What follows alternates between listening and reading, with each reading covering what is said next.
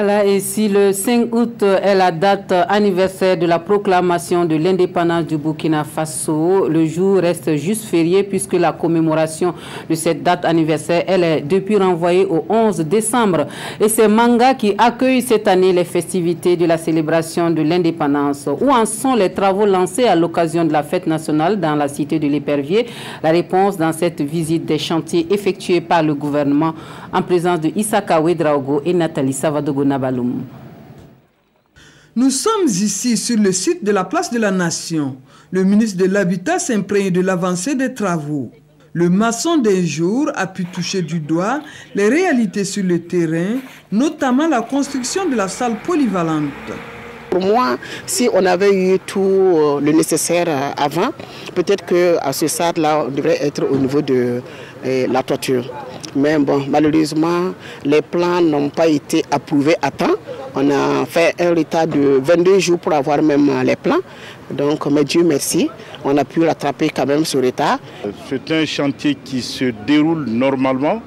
Je voudrais encourager les deux entreprises qui ont été attributaires des marchés, les contrôleurs également, des bilans qui m'ont été faits et du constat physique. Nous sommes autour de 30% de réalisation et les travaux avancent normalement. Autre lieu visité, les cités du 11 décembre. Ici, on trouve des maisons en finition et d'autres sont au stade de fondation. Les chantiers de quelques promoteurs ont également fait l'objet d'inspection. Question de les encourager à poursuivre dans leurs efforts. Bon, actuellement, on a autour de 40%. Parce que c'est R+2, on a une salle de conférence qui va prendre environ 300 personnes en deux niveaux, donc environ 600 personnes. Donc ça aussi, là, on a la phase maintenant des choses. Donc on a autour de 40% d'exécution. Mais je pense qu'ici, le 11 décembre, on va être prêt pour la fête. Les travaux avancent normalement avec des niveaux disparates. Vous avez pu constater. Certains promoteurs sont déjà à la pente, c'est-à-dire qu'ils s'apprêtent à couvrir les bâtiments de tôle.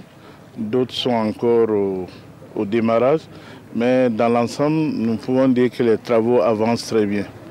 Voilà, nous allons continuer la pression et continuer surtout le contrôle technique.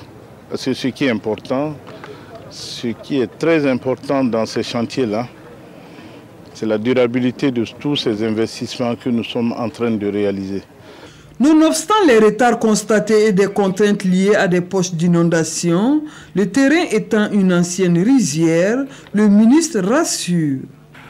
Des dispositions sont prises pour que les sites soient accessibles.